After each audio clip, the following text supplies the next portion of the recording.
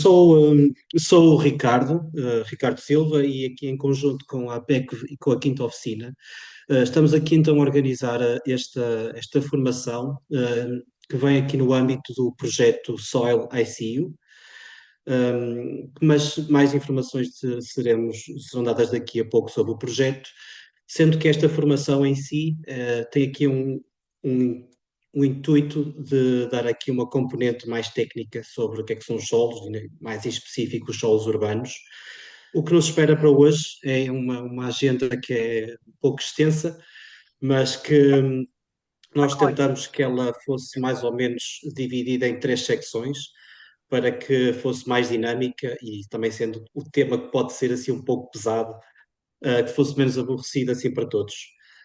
Assim, o que temos planeado para hoje é então uma primeira parte que é mais técnica, mais expositiva, que tem então os módulos um e 2, onde ou eu tentarei dar aqui uma visão alargada sobre o que é o solo, dar aqui algumas orientações técnicas, algumas informações básicas e falar um pouco do quais é que são as funções e qual é que é a importância do solo.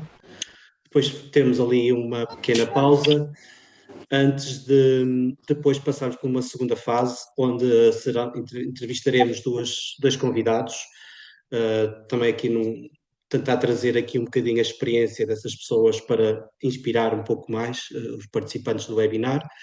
E depois tentaremos terminar numa terceira fase, ou na terceira parte, onde estará ali, vocês conseguem ver o módulo 3, onde é um bocadinho mais criativo, e tentaremos também fazer aqui uma pequena dinâmica de grupo para também vocês poderem ter a possibilidade de discutir entre vocês os temas que foram falados hoje.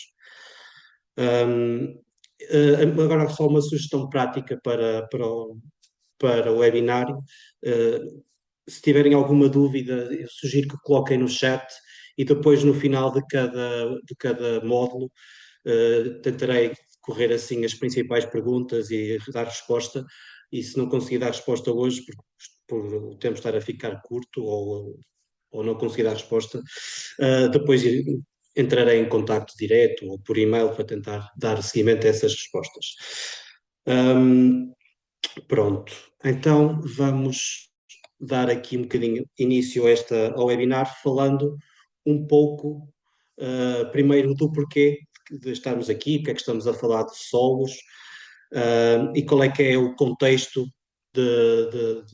do webinar de hoje. Mas há uma pergunta que eu gostaria de começar logo, com todos, e também aqui uma pequena dinâmica que eu vou introduzindo ao longo do webinário várias vezes, que será pedir-vos então perguntar o que é que vocês entendem por solo. O que é que vos vem à cabeça quando pensam nisso? Eu pedia para que utilizassem ou pensassem numa ou duas palavras e depois pudessem responder aqui a um questionário online que eu preparei, que podem aceder, se tiverem o telefone, através do QR Code, lendo o que está aqui, ou colocando o link ou usando o link que eu vou colocar agora no chat. Só um segundo. Podem utilizar. Espero que consigam ver agora já o meu ecrã. Já começamos a receber aqui algumas respostas, cerca de 24, e é interessante porque quando pensamos em solo, é uma coisa é uma palavra tão comum que, que facilmente nós temos depois alguma dificuldade em tentar perceber realmente o que é que isso é. Às vezes tem um significado muito mais físico, não é? É aquela a terra, não é? Como vemos que essa lista destaca. Como depois podem ter alguns componentes, até como ali os minerais, ou então mais de uma forma quase ligada à vida e à fertilidade, que eu também vejo ali, acho muito interessante. Se alguém estiver com dificuldades em aceder, também podem só abrir o microfone e dizer, que também posso tentar ajudar. Não sei se alguém tiver com uma dificuldade. Eu penso que não, estamos a receber alguma quantidade grande de respostas. Ao longo do webinar, eu vou fazer assim alguns momentos destes com outras perguntas, mas acho que é interessante também para nós percebermos o ponto de partida, não é? Ou seja, e dá para perceber que há aqui muita sobreposição de ideias, o que é interessante. Então, vou só partilhar, parar aqui e partilhar novamente.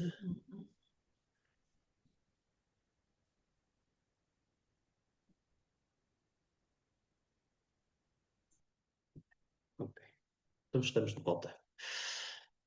Então, depois, mais para a frente, voltaremos então aqui ao conceito do que é o solo, mas para vos dar aqui um porquê ou contexto deste webinário. Este webinário surge essencialmente de um projeto que está a ser desenvolvido por um consórcio de três parceiros portugueses, a APEC, a Quinta Oficina e a RDA Climate Solutions.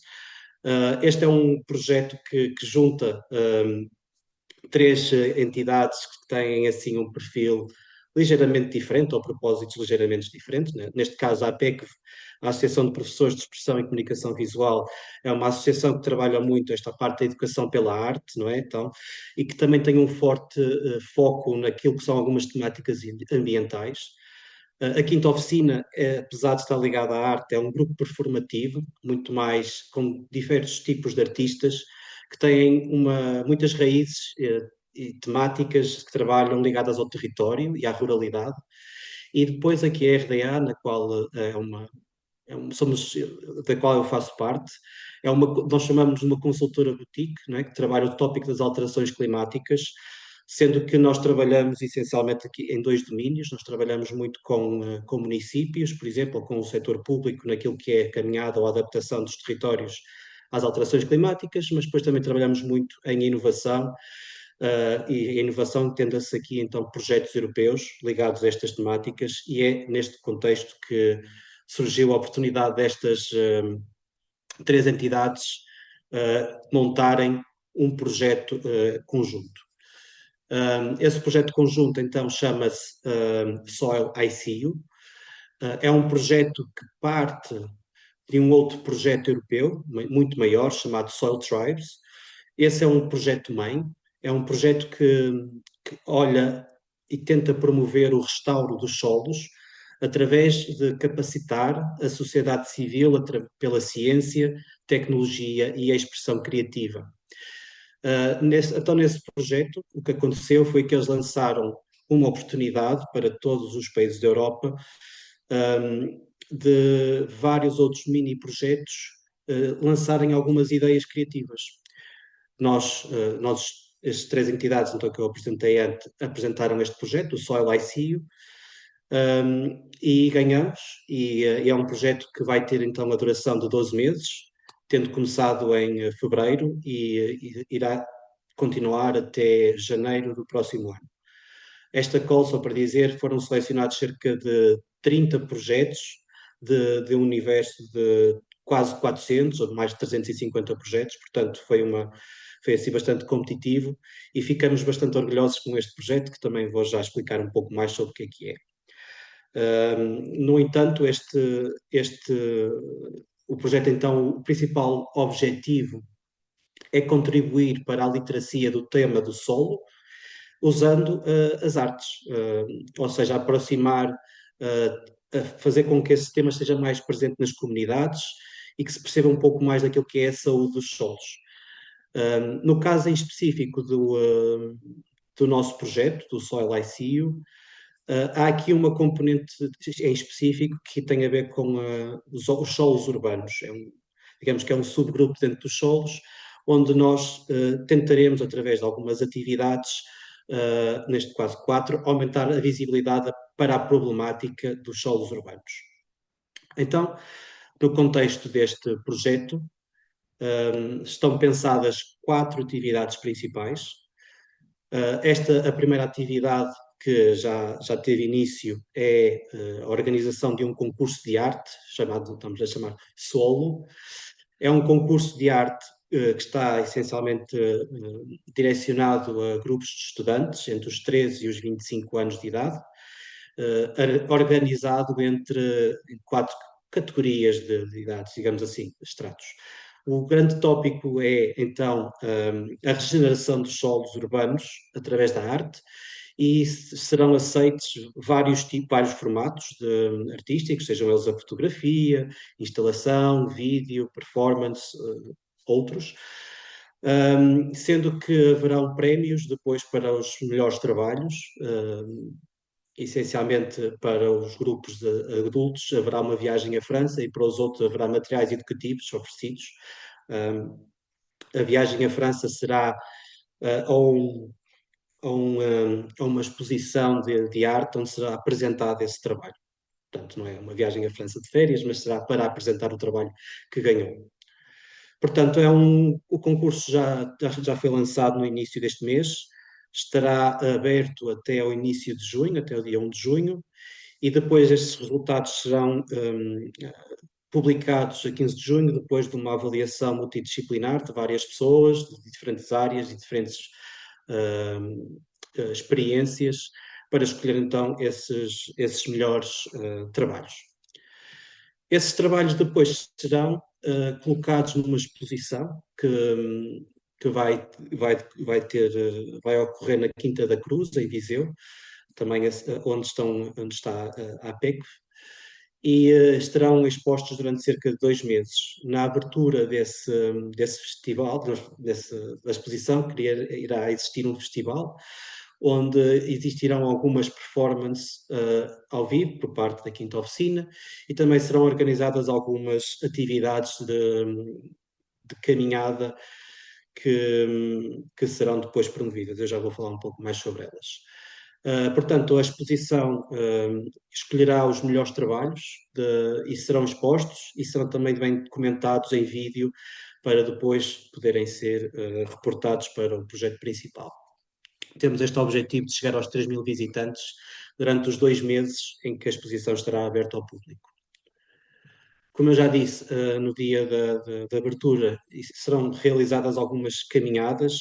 O objetivo é que estas caminhadas sejam híbridas e, com isto, o que se pretende é que as caminhadas possam tanto alertar as pessoas para a importância dos solos, como também recorrer a essas atividades para guardarmos mais informação da qualidade dos solos que vamos encontrando. Ou seja, vai ter aqui este duplo objetivo. Primeiro, sensibilizar as pessoas para a importância do solo, por outro lado, percebermos um bocadinho mais sobre a saúde dos solos na área em volta do espaço da Quinta da Cruz e em Viseu. Uma última atividade principal do nosso projeto é, então, a capacitação de professores. É neste contexto que este webinar surge, em específico para o tópico dos solos urbanos. Portanto, é esse o contexto. E haverão outras atividades, nomeadamente o Congresso de Educadores, que acontecerá no próximo mês de abril. São também ainda promovidos alguns workshops locais em escolas e serão também desenvolvidos alguns materiais letivos que depois serão todos agregados em conjunto com o webinário de hoje e serão disponibilizados de uma forma agregada naquilo que chamamos de um MOOC, que é um Massive Online Course, Open Course, que ficará disponibilizado nas plataformas da APEC para futura consulta. Ora bem, esta é a introdução. Então eu vou passar agora para o módulo 1. Não sei se têm alguma pergunta, vou só aqui brevemente olhar aqui para o chat. Ok, isto não é pedir para me identificar o meu nome. Ok. Acho que não há perguntas ainda, também era só informação introdutória. Portanto, o primeiro módulo e o segundo vão ser assim um bocadinho mais intensos. Eu vou tentar que ele seja tão científico quanto possível, mas tão pouco aborrecido quanto possível. A ideia aqui é mais inspirar, dar aqui um bocadinho de informação sobre o que é o Sol em concreto e o que é que estamos a falar. Isto entrar logo aqui com alguns termos científicos. Quando nós vimos ali alguns termos no exercício que fizemos no início, que essencialmente pode ser terra, às vezes é chão, é vida, mas na ciência ele tem uma definição muito, muito concreta, não é? Tem que ser.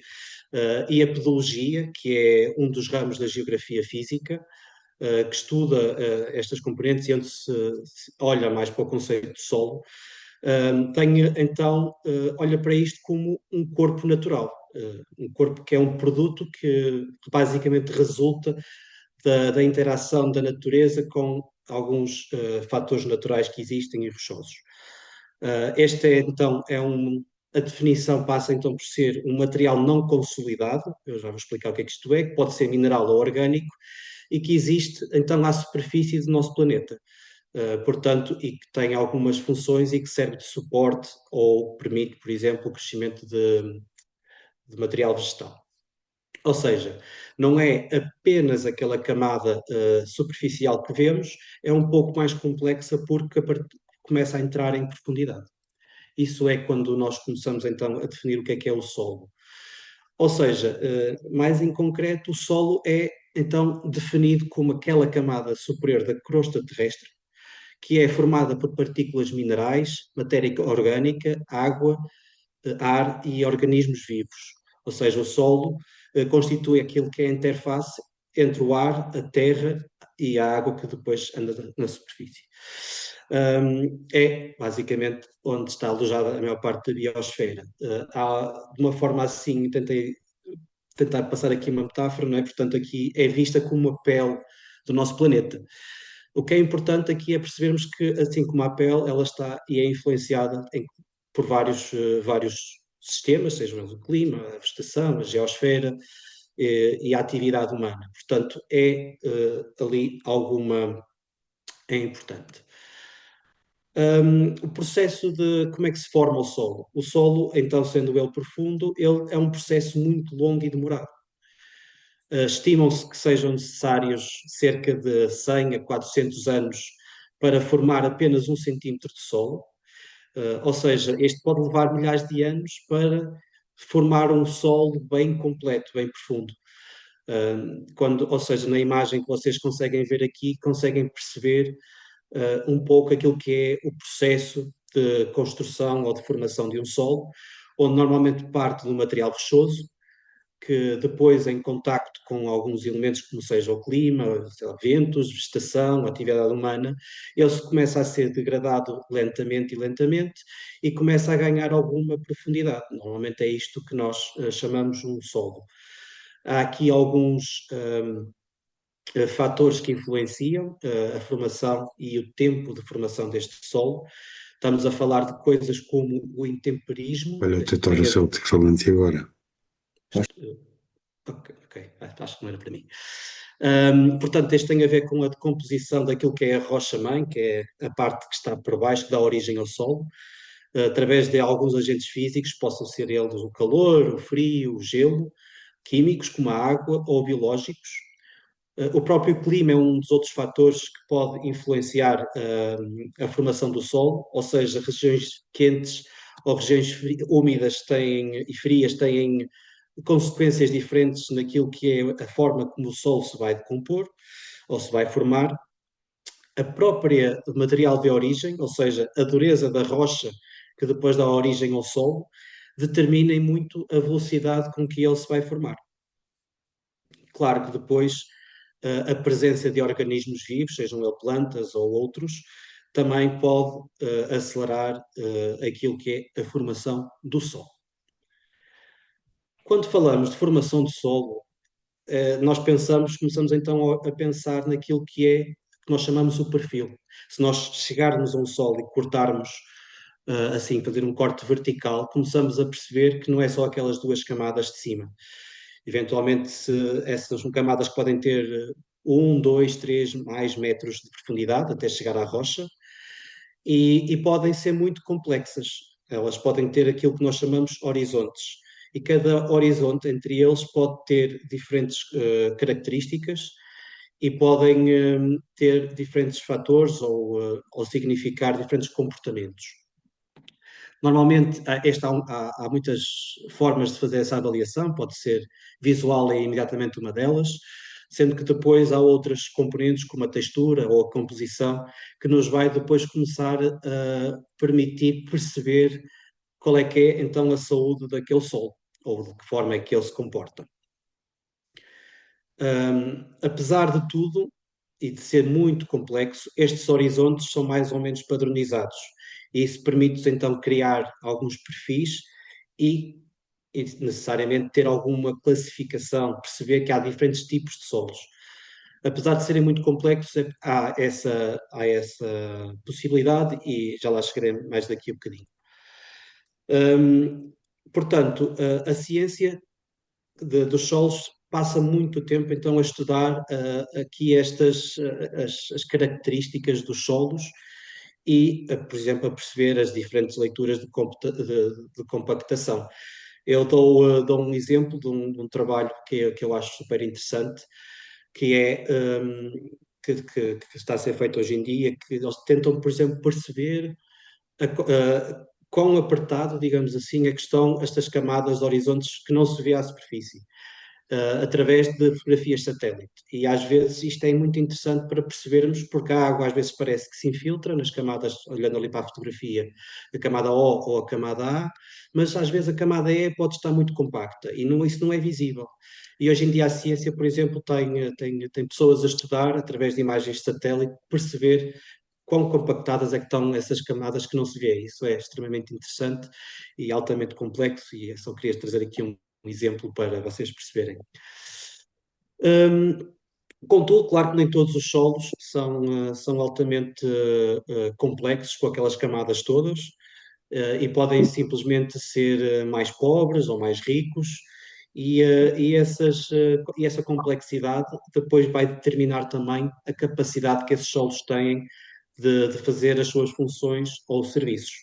Depois, mais daqui a pouco, vou falar, mas basicamente, então, as funções do solo são os serviços vitais que eles prestam a nós e aos ecossistemas. No segundo módulo, vou aprofundar aqui um pouco mais estes conceitos. Aqui é apenas para vocês perceberem que, quando falamos de solo, ele normalmente é então composto por ar, água, matéria orgânica e minerais, sendo que podem ser muito vistos aqui nesta percentagem. Uma das coisas que eu queria falar é que, obviamente, um solo tem diferentes funções. E muito da ciência dos solos está ligada àquilo que é a prática agrícola. Isso leva a algumas das dificuldades que também falaremos mais para a frente, mas muito daquilo que nós sabemos, nós às vezes falamos de ser um solo de qualidade, está necessariamente ligado à sua capacidade produtiva. Contudo, portanto, estes indicadores que estão aqui são mais ou menos gerais desse ponto de vista, mas é um bom princípio perceber que cerca de metade são matérias inorgânicas ou minerais, e depois mas também há ali uma forte componente de água e ar e de matéria orgânica que contribuem muito para várias das funções e dos aspectos que eles podem ter. Ricardo, desculpa, Força. mas é que tenho aqui uma dúvida que se calhar tens de voltar atrás. A Certo. Fátima Alves pergunta: podes explicar a camada E? A camada é. Não sei se consigo explicar agora. Esta camada, essencialmente, eu penso que o propósito tem a ver ali com a cor, não é? A cor é ligeiramente diferente porque parte das propriedades que foram-se perdendo, as propriedades orgânicas foram-se perdendo, ou então se perdeu com algumas qualidades pode estar acidificado, pode ser muita coisa. No entanto, a camada é uma das camadas que menos se vê. Este Sol é um Sol bastante complexo, porque tem 5 horizontes e tem ali uma camada ali intermédia que faz ali uma graduação. Mas é uma camada que é das menos estudadas porque varia muito, e é uma camada complexa que normalmente é de transição entre as camadas que têm mais matéria orgânica, que são as superiores, e depois as camadas que têm mais minerais, que normalmente são as inferiores. Não sei se respondi, já agora vou olhar atrás. Ok. Portanto, só seguindo, eu quando se está a tentar a perceber a qualidade de um solo, há então aquilo que eu disse que é uma avaliação visual, e há aquilo que é uma avaliação que nós chamamos de textura. Este o que vocês estão a ver aqui é o triângulo da textura dos solos, é um gráfico muito utilizado, que permite essencialmente classificar a parte mineral. E isto é muito importante porque diz-nos muito em função daquilo que é a capacidade que o solo tem, por exemplo, de reter água, ou a capacidade que tem de reter nutrientes, ou, por exemplo, a permeabilidade à infiltração, ou por aí por fora. E ele pode ser muito complexo, normalmente não tem apenas uma destas componentes minerais, é um conjunto das três. Um solo que seja muito bom para a agricultura, normalmente tem ali um bocadinho das três em igual percentagem. Sendo que tem aqui então a parte de componente das areias, que vocês conseguem perceber que é um componente mineral mais conhecido, não é? E normalmente são as partículas maiores, que têm mais de 0,05 milímetros, portanto são visíveis ao olho nu, e este dá-lhes uma propriedade normalmente aos solos de permeabilidade. Quanto mais areia tiver, mais água consegue infiltrar. Tem, no entanto, assim um toque áspero, não é? Toda a gente conhece o toque da areia. Tem depois a silt. A silt é uma das propriedades das partículas médias do solo. São praticamente invisíveis ao olho nu. Tem um toque acastanhado pálido e que pode ser, quando está seco, é um pó muito fino, é quase talco. É muito sedoso e permite dar permite basicamente dar ali alguma estrutura ao solo. Um solo que seja totalmente argiloso, depois, por outro lado, que são as suas partículas mais pequenas, é aquilo que nós dizemos que será terá um toque pegajoso. É uma propriedade que é muito boa para reter água, mas às vezes torna-o quase impermeável. Portanto,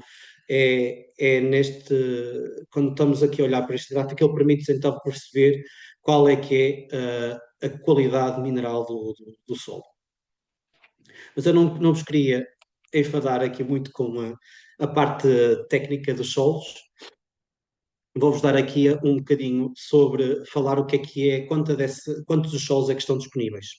Acho que é mais interessante nós percebermos a problemática dos solos, nós temos a ideia da dimensão do problema ou do que é que estamos a falar. Para isso vou aqui recorrer aqui a umas imagens de um exercício que foi elaborado pela Comissão Europeia e vamos então tentando aqui começar a perceber de quanto solo disponível é que existe. Quando falamos de solo disponível no planeta Terra, falamos do ponto de vista para a agricultura, essencialmente. Portanto, olhando para o planeta Terra, 2/3 do planeta está coberto por água, por mares e oceanos, neste caso, e sendo que apenas 1/3 é terra, digamos assim. Só que nem toda essa terra é necessariamente solo disponível. Sendo que, por exemplo, 15% dessa área não está coberta por solo de todo, são eles gelo, lagos ou áreas construídas. Aqui, para o gráfico, vou apresentar este gráfico várias vezes. Vocês vão começar a perceber que estas zonas laranjas são as zonas que eu estou a falar e elas depois vão ser cumulativas. No próximo slide, vai ser esta mais outras áreas e essas vão passar a preto. Isto também nos dá uma percepção visual daquilo que é o solo disponível.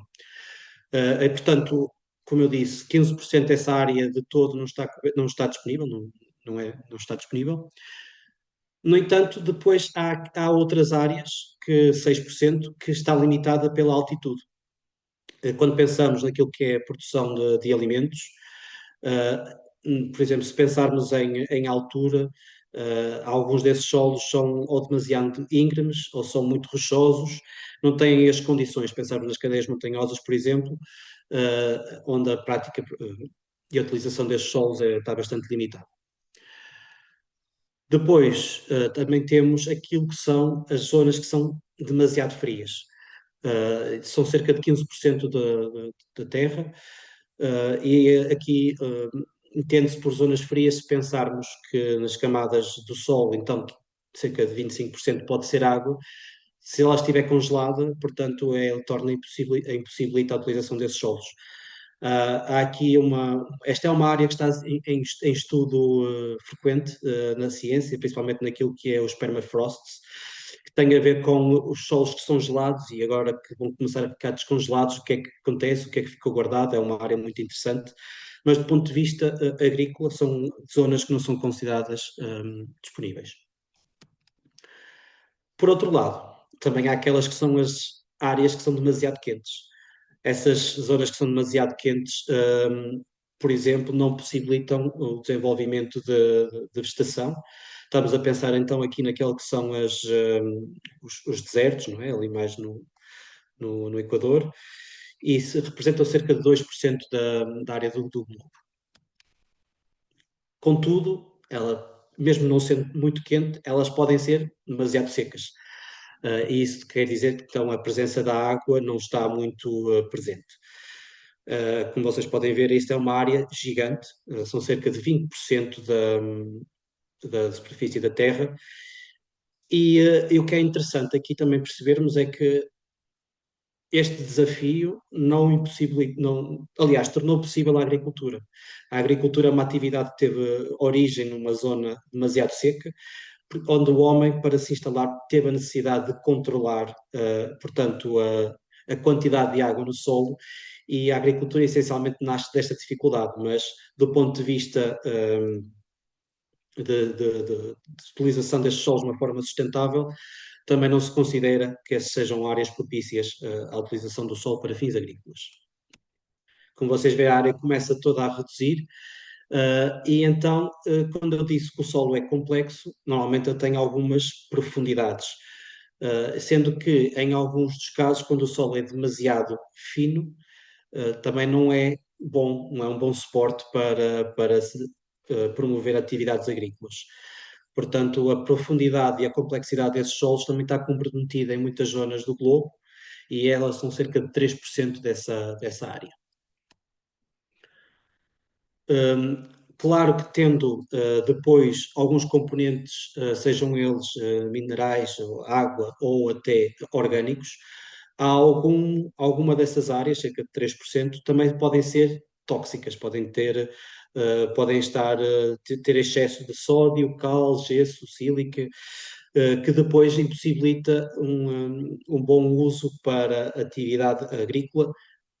Estamos sempre a falar sem mão humana direta, ou seja, há sempre alguma possibilidade de intervir sobre estes solos, só que tem sempre um custo associado. Mas continuemos, porque. Peço desculpa, onde é que Força. eu ponho a mão no ar? É que eu não estou aqui a ver. Queria só perguntar uma coisa. Pode perguntar, que eu não consigo ver, portanto. Tudo bem. E estamos sempre a ver do ponto de vista da agricultura ou daquilo que nós precisamos do solo, não é? Daquilo que nós necessitamos.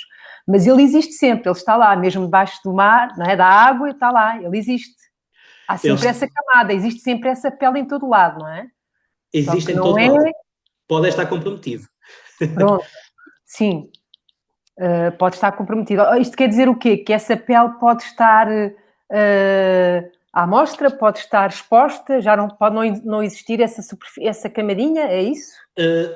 Entendemos aqui o solo, então, toda a pele que vai até à rocha-mãe. Ou seja, estamos a falar não só o que vemos à superfície, mas precisamente aqueles perfis completos. Portanto, aqui já estamos a falar até à rocha-mãe. Se nós levantássemos então este solo, digamos assim, que não está disponível, teria a rocha por baixo. Portanto, também não seria utilizável de qualquer das formas.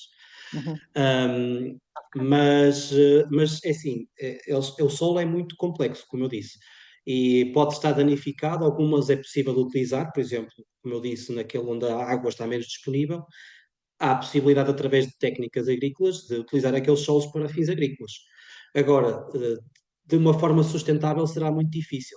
Será necessário grandes quantidades de água, ou será grandes quantidades de matéria orgânica. Noutros casos, será, por exemplo, fazer correções de pH ou de conteúdo orgânico, que pode ou não ser sustentável. Portanto, estamos a só falar aqui deste ponto de vista. Não sei se respondia, se ajudei. Acho que sim, acho que sim. Ok, pronto. Mas mais dúvidas, se calhar podem ir interrompendo, que eu também não me chateio. Pronto, mas só continuando, porque este continua, ou seja, há outros que podem ser demasiado arenosos, ou seja, estão muito próximos dos desertos, mas não são tão quentes, ou podem já ter mais água disponível, mas de qualquer das maneiras, o material é demasiado granular, ou seja, não tem estrutura ou para aguentar os nutrientes neste caso, as plantas, e tornando também difícil de trabalhar com esses solos. Depois, há um outro lado muito importante que é os solos não servem só para a agricultura, não é? Também tem aquela questão das florestas, e há muitas delas que são protegidas ou que são precisas para outras atividades. De qualquer das maneiras, são solos que não estão disponíveis para a agricultura e são cerca de 10%. Por exemplo, aqui estão mais aqui, classificados aqui no norte da Europa e no norte americano, que também impossibilita ou retira aqui muito desse uso que poderia ser feito. Para dizer que também, por exemplo, principalmente no norte, as florestas tendem a ser, por exemplo, mais de coníferas, ou seja, pinheiros ou outro tipo de coníferas.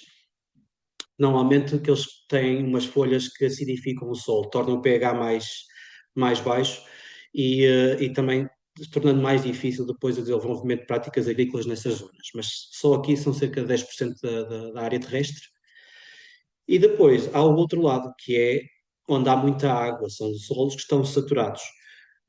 São zonas muito importantes do ponto de vista ecológico. Estamos aqui, por exemplo, a falar de torfeiras. São áreas que têm grandes quantidades de carbono, armazenam carbono e têm muita matéria orgânica.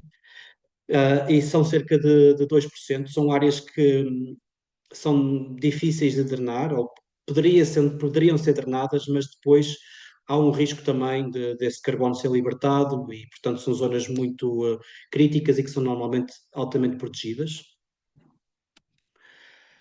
E depois há toda aquela componente do pH, onde são cerca de mais 10% são solos pobres, poderemos chamar solos pobres, onde o seu pH condiciona depois então, o crescimento de plantas, são cerca de 10%. Portanto, na realidade, não sobra muito, não é? Se nós pensarmos toda a área branca que está ali disponível na imagem, ela corresponde a cerca de 10, 15% da área do globo, se estivéssemos a pensar em condições ideais, não é? Ou seja, se nós pegássemos naquela metáfora que começamos com a casca, com um terço da maçã, na realidade o sol seria apenas só a casca, não é? Neste caso a pele. É essa a associação que normalmente se faz quando pensamos naquilo que é a área que está disponível. Aqui só para falar um pouco da complexidade dos solos, não? Vocês como viram têm vários horizontes, têm vários... Desculpa, só uma questão. Esses 10, 15% é da totalidade do globo ou da parte terrestre, que não contando com os oceanos? Sim, da parte da Terra, sim, da disponível. Parte da terrestre. Daquele um terço, apenas Ok. 10 a 15% está disponível. Exatamente. Ok. Obrigada. Nada. Portanto, voltando aqui um bocadinho só à complexidade dos solos, não é? Como vocês perceberam agora, pode ter várias profundidades, pode originar de várias matérias rochosas, pode ter diversos horizontes. Ele é então necessariamente muito complexo, mas é possível de tipificar. Isso quer dizer, de olharmos para ele e percebermos que há tipos iguais, tipos semelhantes. Se na Europa, por exemplo, estão catalogados cerca de 320 diferentes tipos de solos, e eles, apesar de tudo, são muito, muito variados entre si. Também aqui um bocadinho a dificuldade que eu tive de, por exemplo, falar do Horizonte, onde cada um deles depois são caracterizados pelas suas propriedades físicas, químicas e biológicas, onde o objetivo desta tipificação é depois nós percebermos aquilo que são as funções que eles podem ter. Ou seja, de qualquer dano que ele possa ter, também do que é que implicaria em termos de riscos ambientais ou para os ecossistemas. Essa é a razão de nós fazermos alguma tipificação do tipo de solos. Depois, como é óbvio, eu não vou falar de todos os solos que existem, mas queria aqui falar-vos destes 10 grandes grupos que existem de tipos de solos e eles normalmente estão associados àquilo que são as condições de formação desses solos. Sendo que há depois um ou dois que são especiais, neste caso temos logo os primeiros que são os orgânicos. Por orgânicos entende-se então aqueles que têm mais matéria orgânica. São solos que são muito ricos, e são chamamos de histossolos, mas todos depois dos outros solos são mais focados na parte mineral. Está muito ligado à forma como a rocha-mãe, que é aquilo que dá origem ao solo, e a forma como é que ele depois foi formado, originou. Temos então aqui os solos que são condicionados pelo homem, ou seja, o homem aqui teve um papel muito importante no seu desenvolvimento. Temos solos que são condicionados pela rocha, pelo material, o material parental, chamamos assim, ou seja, são mais arenosos ou não. Os solos são condicionados pela topografia também. Há muitas vezes o sítio onde eles estão podem dar origem a solos diferentes. São solos que são condicionados pela idade, muitas vezes também são solos mais compostos, digamos assim, têm mais horizontes, por exemplo.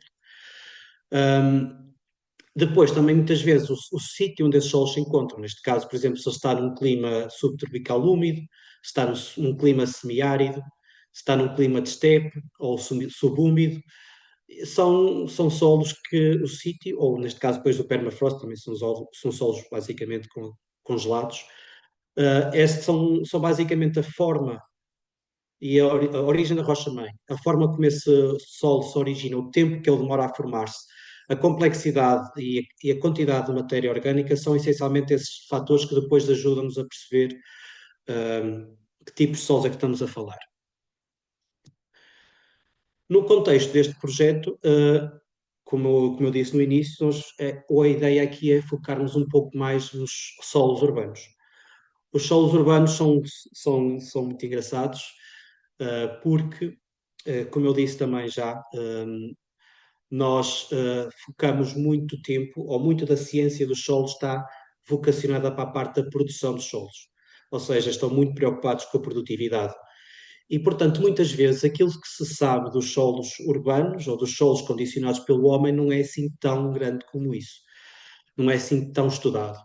E quando falamos de solos urbanos, há muitas vezes uma dificuldade mesmo de dizer o que é que eles são. Curiosamente, nós há umas semanas atrás tivemos uma reunião com especialistas e uma das sugestões que tivemos foi, então, o que é que são solos urbanos, quando estamos a falar.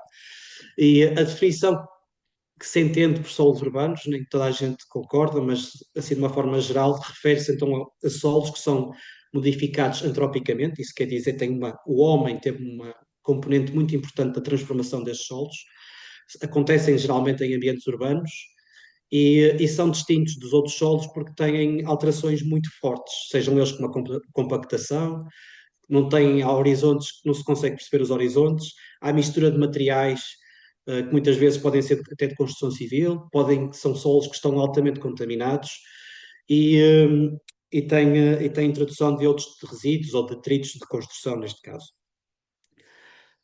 Mas, essencialmente, para percebermos aqui, é a falta de informação que existe sobre estes solos, mesmo dentro da comunidade científica. Há uns anos atrás, eu participei num projeto onde a ideia era trazermos mais informação dos solos para o planeamento urbano.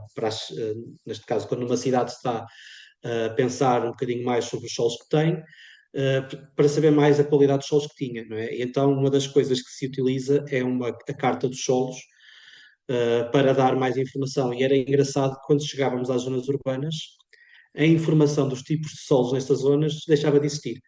Portanto, mesmo durante muitos anos, para alguns dos cientistas, um solo urbano não existia, porque aquela que é as funções principais que normalmente desempenha não são muito conhecidas. São desafios interessantes, acho que está-se a fazer grandes passos nesta matéria, mas quando pensamos em solos urbanos, normalmente começamos logo a pensar em problemas. E é engraçado porque eles advêm muitas vezes do stress que causamos às plantas, porque o solo depois normalmente está associado a essas espécies. Há algumas, às vezes, más decisões que se tomam neste tipo de solos. Normalmente, quando pensamos, por exemplo, estamos a pensar em caldeiras, em roamentos urbanos, estamos a pensar, às vezes, utilização de caldeiras muito pequenas, onde muitas vezes depois não há espaço para as raízes se desenvolverem. Portanto, depois tudo aquilo que são aqueles componentes como o ar, a água, muitas vezes depois têm dificuldade em gerar, ou depois de desenvolver e criar bons solos saudáveis.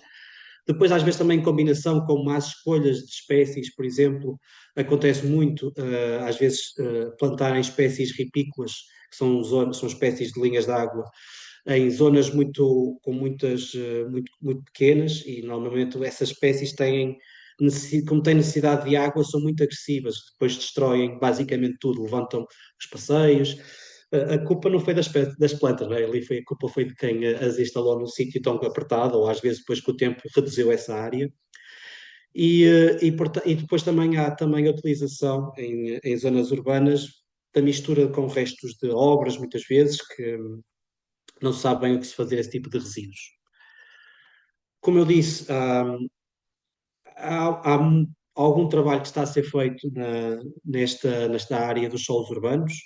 Há um chamado grupo dos SUITMA, em inglês, que basicamente tenta começar a classificar os solos de áreas urbanas, industriais, de trânsito, minerais e militares. Este é o acrónimo da sigla SUITMA, em inglês. E essencialmente começa a tentar criar aqui umas classificações próprias deste tipo de solos urbanos, passando ali um bocadinho por aquilo que são solos de florestas urbanas, até solos que estão totalmente selados ou impermeabilizados.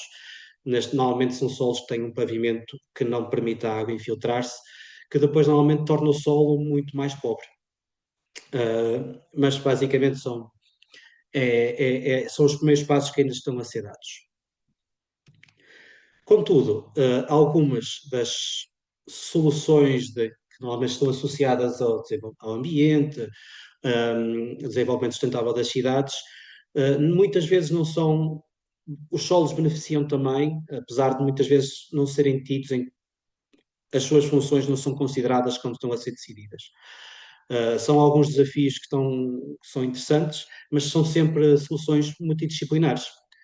Aqui entende-se algumas ideias de algumas soluções que estão cada vez mais a ser desenhadas, principalmente em algumas cidades grandes. Estamos aqui a falar de hortas urbanas, estamos a falar de escolha mais inteligente das árvores de arruamento, a criação de parques e muitas vezes a construção desses parques com algumas funções que eu já vou falar mais à frente. E aqui há também a ideia de usar as coberturas dos telhados de alguns prédios para fazer algumas funções inovadoras, como a retenção da água ou produção alimentar. São soluções que começam a ser disseminadas em muitas cidades e que, apesar de muitas vezes não se pensar de uma forma integrada com as funções que o solo pode ter, ele também beneficia disso. Portanto, aqui um bocadinho só sobre o que é o solo, é um bocadinho por aqui. Queria só deixar aqui com algumas curiosidades, alguns números que eu acho que às vezes são interessantes, onde, por exemplo, falar que aquelas camadas superiores são muito ricas em matéria orgânica, mas, no entanto, a formação só de 1 ou 2 centímetros de camada de solo pode demorar 100, 200, 300, 400, 500 anos, e por isso é que também se diz que o solo é um recurso finito e não renovável, porque entende-se que um recurso renovável é aquele que durante o período de vida humana que se consegue regenerar, não é o caso do solo. No entanto, se pensa, também para perceber aqui um bocadinho, só em termos de peso que tem, por exemplo, 1 hectare de solo pode só em si conter cerca de 5 toneladas de organismos vivos, que é super interessante. E pronto, e é só aqui algumas curiosidades. Esta termina aqui só um bocadinho o módulo 1, não sei se têm algumas dúvidas, eu vou ver aqui o chat, se quiserem colocar também podemos ir falando. Penso que não há perguntas no chat. Se não tiverem perguntas nenhumas, eu vou avançar para o módulo 2.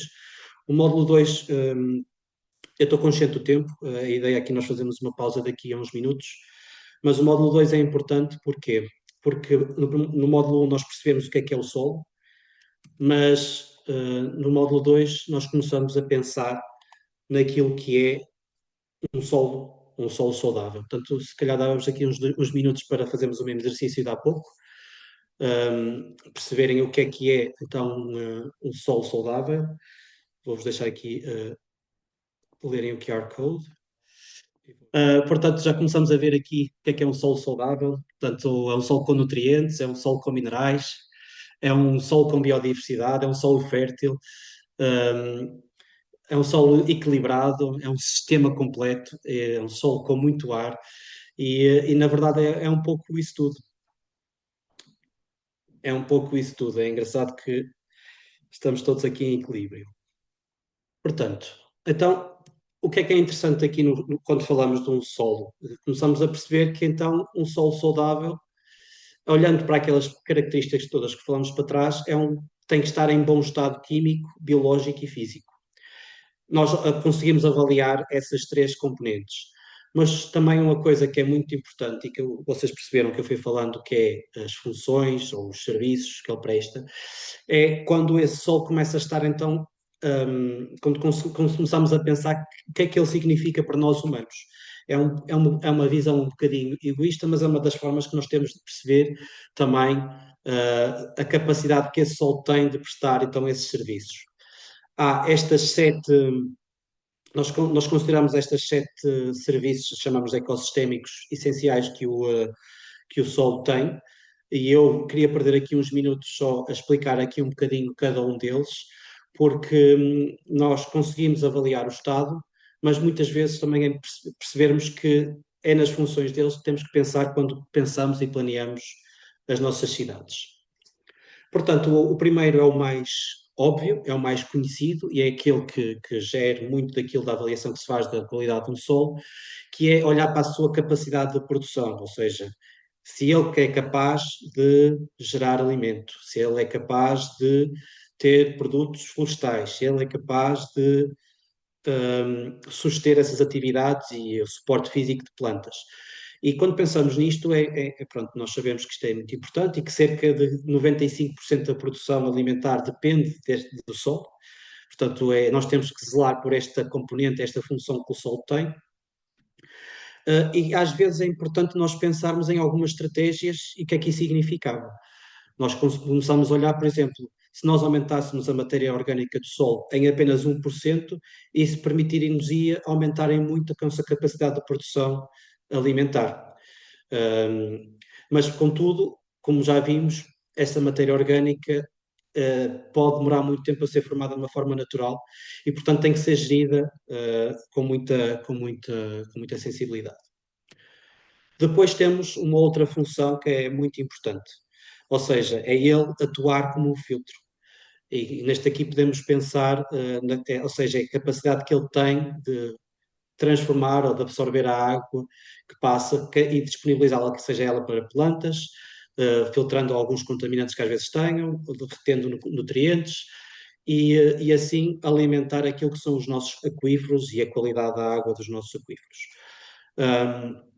Como vocês conseguem, eu trago ali mais alguma informação, ou seja, alguns solos com alguma estrutura preservada têm capacidade de infiltrar 50% até 60% de água, do que olhando para outros solos que estejam mais compactados, ou seja, que tenham menos ar nessas camadas e horizontes inferiores. Mas depois muitas vezes também têm outras funções, por exemplo, esses solos em zonas ripárias, ou seja, junto a linhas de água, reduzem em muito aquilo que é o escorrimento superficial. E pronto, e ali só um dado relacionado com Portugal, que aproximadamente 37% da água potável em Portugal vem destes aquíferos, ou seja, portanto, pensem só na importância que é os solos terem boa capacidade de filtrar e repor a qualidade da água nesses aquíferos. Depois, temos então o solo enquanto um suporte de vida. Só uma pergunta, esses solos que têm essa capacidade, podemos dizer que, por exemplo, a areia, não é? Ou a nossa costa poderá ter essa capacidade, por exemplo, estou agora... Sim, é assim, um solo arenoso tem uma capacidade muito grande de infiltrar a água. vai ter a menos capacidade, por exemplo, de reter nutrientes. Sim, Portanto, mas por é isso importante ter as duas coisas, não é? É importante É. termos. Exato. Nós precisamos ter funções para tudo, não é? Precisamos ter Exato. sítios onde a água se infiltra muito, precisamos ter solos onde a água infiltra-se, mas retém, por exemplo, onde, se pensarmos naquelas componentes da textura, dos minerais, que conseguem Sim. reter ali mais à superfície para as plantas conseguirem. Portanto, todos aqueles influenciam a forma e as funções que nós depois usamos esses solos. Sim, e Mas no nosso caso, a nossa costa, Portugal, tem essa mais-valia, certo? Pode-se considerar isso ou não? Sim, sim, exatamente. Ok, está bem. Exatamente. Obrigada. Portanto, mas como, pronto, então um dos outros funções que ele pode ter é suporte a vida. E não só as plantas que crescem, mas os fungos que habitam, os animais invertebrados, as raízes, depois, há muita vida que acontece debaixo daquilo que vemos. E então até este exemplo de que uma colher de chá de solo, digamos, saudável, pode ter cerca de entre 1 a 10 milhões de organismos, se contarmos com os fungos e bactérias, e, portanto é um solo muito importante para promover essa vida. Uma das outras funções ou serviços que o solo pode ter, tem normalmente, então é a capacidade de armazenar carbono. Aqui está muito associado àquilo que são as matérias orgânicas, portanto, o que está mais à superfície, quando ele é muito escuro, não é? E que é um serviço muito importante naquilo que é as alterações climáticas, porque pode armazenar muita do carbono que existe na Terra. E, portanto, é muito importante preservar essa função que ele cumpre. E como vocês podem ver também está escrito no slide, que uns solos florestais ou agrícolas em Portugal poderiam aumentar muito a capacidade que os nossos solos têm de sequestrar carbono, se eles fossem feitos de uma forma sustentável, ou seja, assegurar que ele consegue reter essa matéria orgânica e consegue ter a estrutura para a incorporar no solo. E, portanto, muito daquilo, nós como humanos podemos também ajudar o solo a cumprir as funções que tem. Depois há aqui uma outra função, um outro serviço que ele presta, que é muito mais egoísta do nosso ponto de vista, mas que também é considerado importante, que é a capacidade que ele tem de suportar as nossas atividades, aquilo que nós fazemos no dia a dia. E que nisto aqui pensamos, por exemplo, a capacidade de construção, estamos a falar de alguns até valores espirituais, as paisagens, não é? É aquilo que está mais naquele sentido de suportar aquilo que nós fazemos. E também são áreas muito importantes, porque nós conseguimos perceber que em zonas urbanas, se os solos urbanos estejam degradados, afetam em média cerca de 4 mil milhões de pessoas, que são mais ou menos o número de pessoas que vivem em zonas urbanas densas. Portanto, poderíamos fazer muito mais ainda neste serviço. Contudo, há aqui muita, e por exemplo em Portugal, se pensarmos há cerca de 60% da população vive nestas zonas mais urbanas, também poderia beneficiar deste aumento de qualidade de solos. Contudo, há mais duas funções, e a primeira é também puramente quase económica, que é usar os minerais que lá existem. Nós conseguimos separá-lo e usá-lo para outras funções. Neste caso, por exemplo, a argila, a areia, calcário, metais, a própria turfa. Há aqui muitas matérias-primas que se podem extrair do solo e que também têm muito valor. E como vocês podem ver, há cerca de 50 mil milhões de toneladas por ano que são aproveitados e portanto, nós temos, e que são necessários, nós também temos que usar estes minerais, não podemos simplesmente protegê-los de tudo, mas temos que perceber bem estas funções que o Sol tem para conseguir assegurar que as suas funções não são comprometidas. Por último, há aqui um lado mais cultural, que é a capacidade do Sol de ser um arquivo cultural. Aqui pensamos muito em toda a informação da história que está ainda armazenada nos solos e que ainda não estão para ser explorados. portanto, há aqui, estima-se que cerca de 20 a 30% de alguns dos sítios arqueológicos ainda nem sequer foram explorados, e, portanto, é uma área interessante.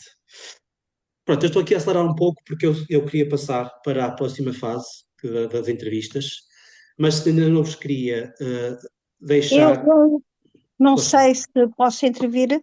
força, força. Eu sou oriunda, portanto, eu sou natural da encosta noroeste da Serra da Estrela e cito um bom exemplo, um mau exemplo de terra, solo infértil, que tem a ver com o solo onde fizeram exploração de wolframio. Ok. Ou seja, ainda hoje, portanto, desde a Segunda Guerra Mundial, portanto, permanece os montes de terra negra sem uma erva sequer. Exatamente. Claro. Portanto, há muitos perigos quando às vezes as pessoas falam quando foi na exploração como é que é? Wolframio. Ajude-me, por favor. Estava a falar Ultimamente, a exploração do lítio. Lítio. Estava a falar do lítio.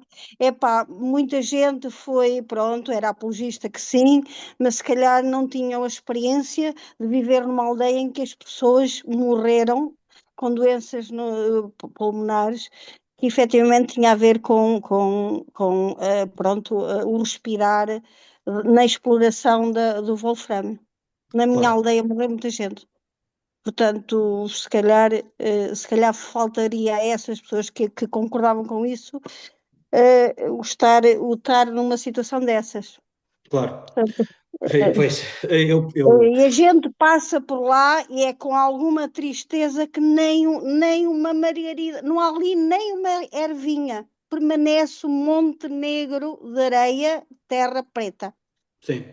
E depois, É um verdadeiramente... belo exemplo eu fui a Madrid e surpreendi-me porque há iniciativas fantásticas na criação de microhabitats urbanos, laboratórios ecológicos urbanos que vão, ou seja, a minha filha, por acaso, eu fui com a minha filha e ela disse: epá, aqui não vendem a terra para comprar prédios, aqui resguardam terrenos para preservar a nossa terra, o nosso ambiente. Eu vi uma rotunda sem sequer uma rede à volta e criaram um habitat de coelhos.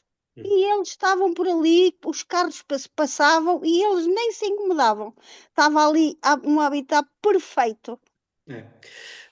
Eu Pronto, percebo. foi uma parte. Não, Porque às vezes temos que ter um ambiente em que efetivamente se criem iniciativas para revitalizar, não é? Porque efetivamente o Portugal é pequenino e vendemos a terra tudo para fazer prédios e caixotes e não deixamos aqueles espaços que nós precisamos deles para... Sim, a exploração de minérios é sempre um tópico difícil, e também não é exclusivo de Portugal. Há estes debates em todo lado, muitas vezes são dominados muitas vezes pela componente económica e depois não são tão explorados, às vezes por causa de alguns interesses, daquilo que são os impactos humanos, da saúde, ambientais, mas contudo há sempre aqui um jogo de interesses daquilo que tem que ser também depois o bem-estar, porque alguns destes minérios também fazem falta. Sim, Há mas o sempre dinheiro aqui... não é tudo. Sim. Eu compreendo, é complicado. E pronto, é um tópico que eu não queria entrar agora em Pronto, debate, está bom. porque... Pronto, respeito. Mas deixei só um à parte, porque efetivamente, se calhar, nós temos estado despertos para isto mesmo, porque é real, há problemas reais e que passam-nos às vezes ao lado. Não, é verdade. Portanto, há iniciativas boas, mas também há más.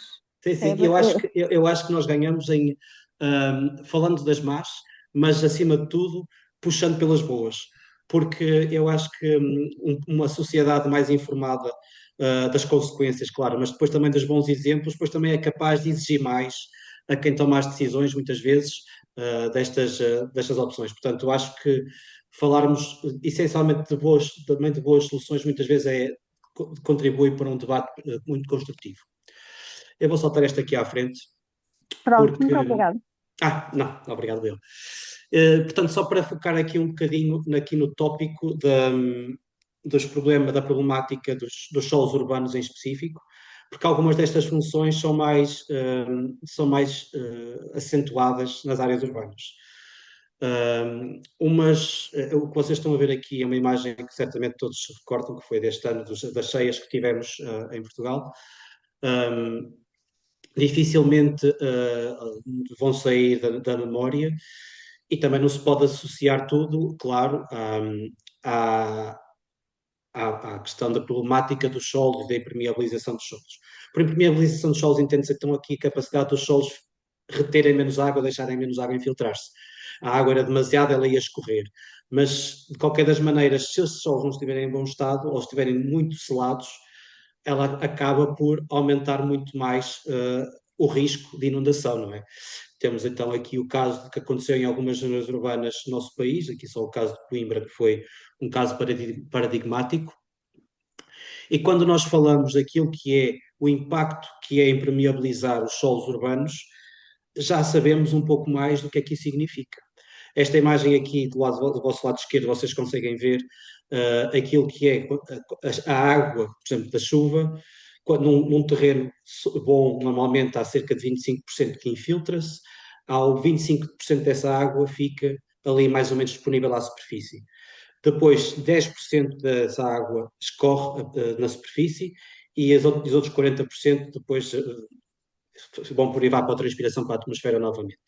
Quando olhamos para uma cidade, o cenário é completamente alterado, e vocês veem logo que apenas 15% da água consegue infiltrar-se, sendo que num bom passa de 50% para 15%. Portanto, essa água acaba muito por ficar logo naquilo que é o escorrimento superficial, ou seja, é ali o risco da cheia. Também, como estas zonas urbanas tiverem menos vegetação, a evapotranspiração também será menor, portanto, aumentando ainda mais esse risco de escorrimento superficial. Portanto, isto é para vocês perceberem aqui um bocadinho a dimensão e o impacto que tem selarmos os nossos solos. Claro que nós temos que construir, as pessoas precisam de casas para viver, e às vezes não há uma discussão genuína se devíamos construir em altura, se devíamos construir em extensão, se devemos usar materiais que sejam totalmente impermeáveis ou se podemos usar materiais que não sejam tão impermeáveis. Hoje em dia há soluções para isso.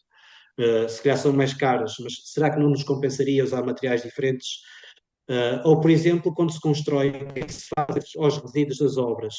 Se calhar há muitas barreiras para que esses detritos sejam colocados em sítios seguros, e muitas vezes eles são colocados em sítios onde depois vão danificar as estruturas dos solos.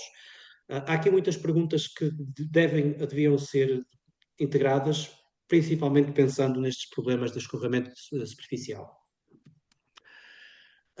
Mas, como eu disse há pouco, até na intervenção anterior, eu acho que há bons exemplos e nós também temos que os enaltecer.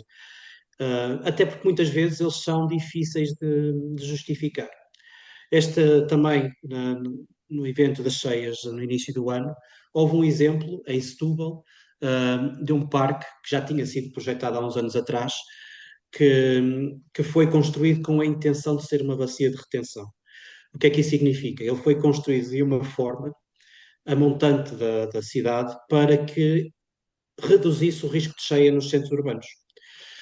Agora, isto, depois de ver a obra e ver o resultado, aliás, depois de ver o resultado, é fácil de perceber o benefício de construir este tipo de soluções. Contudo, à data da construção deste parque, foi um parque que foi difícil. Porquê? Porque era um parque caro, porque uma bacia de retenção tem custos mais elevados, sem se ver imediatamente o porquê, não é? O porquê surgiu muitos anos mais tarde, quando foi preciso. Agora, claro que com as alterações climáticas nós temos, infelizmente, mais oportunidade de testar estes sistemas, mas, contudo, muitas vezes quando se toma a decisão, nem sempre há um apoio para este tipo de soluções. Ainda só para dizer que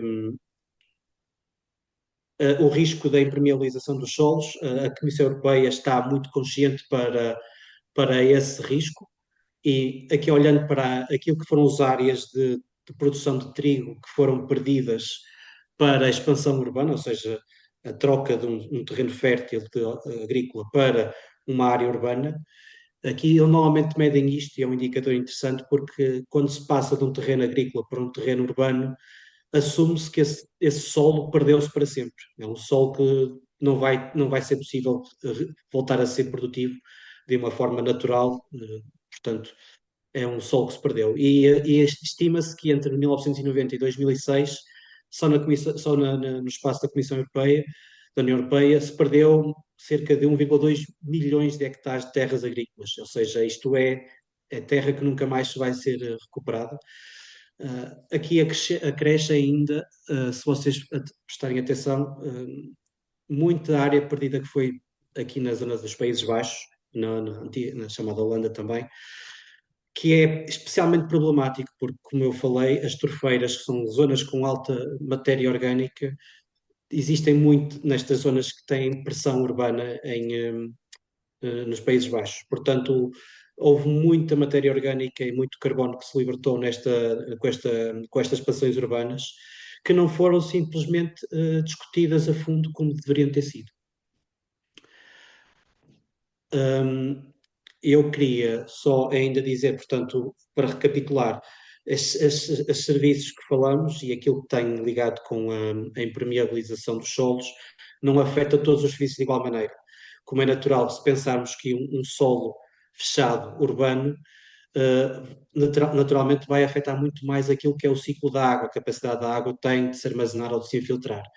Claro que também vai perder muito mais a sua capacidade produtiva e, eventualmente, a capacidade de armazenar carbono. Contudo, há outras funções que até se pode dizer que ele beneficia, não é? Nós estamos aqui a pensar na capacidade de suportar a construção, neste caso. Talvez até de aproveitar aqui alguns minérios na altura da sua exploração. Portanto, há aqui, temos sempre que ver os dois lados e perceber e encontrar aqui pontos de equilíbrio. Desculpa, só uma Força. pergunta.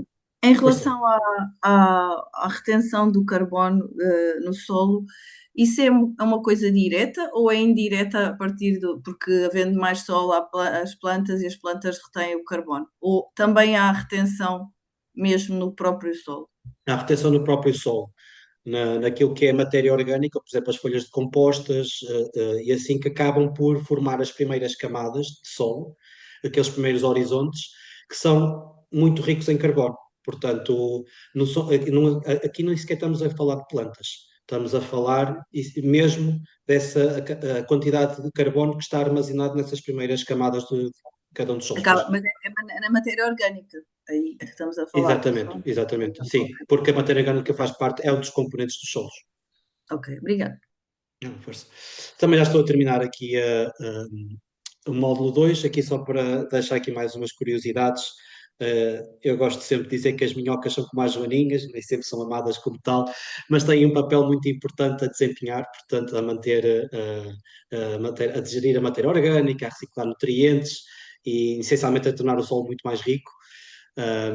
Mas pronto, depois de toda a combinação de fatores, por exemplo, as raízes que ajudam a melhorar a estrutura do solo, ajudam a quebrar, há aqui tudo muitas informações sobre o solo e sobre o solo urbano em específico que eu penso que foi importante deixar-vos para vos dar aqui uma noção. Agora, este é o final deste módulo 2, a seguir vamos entrar numa pausa. Eu só queria deixar aqui espaço para se vocês tiverem alguma pergunta ou comentário. Existem alguns comentários no chat, Ricardo. Era isso que eu estava a ver agora. Ok. O solo saudável mantém uma alta capacidade de retenção da água, nutrientes e atmosfera do solo, sim. O solo é a superfície da Terra rica, capaz de abraçar microhabitats. Exato, também. Ok. Aqui depois um comentário que em Leiria faltou áreas semelhantes à de Setúbal. Sim, eu não sei se seria suficiente para conseguir comportar toda aquela fúria tempestiva, não é? Mas certamente há algumas coisas que se podem fazer para ajudar a mitigar e adaptar os territórios a estes eventos, que vão ser infelizmente cada vez mais frequentes. Mas é preciso, essencialmente, acima de tudo, sermos capazes de ver e planear de uma forma consciente e sensível. Ok, eu sei que foi assim muito intenso, vou passar então para uma pausa. Obrigado, bem-vindo então a esta segunda parte. Já estou aqui a receber aqui algumas respostas vossas e acho interessante ter aqui tanta diversidade. Essencialmente aqui alguns ligados com problemas de construção ou de ocupação ou expansão urbana, mas também muitos ligados ali à questão da falta de zonas verdes, de culturas e solos em si. Portanto, muito interessante. Agradeço as vossas respostas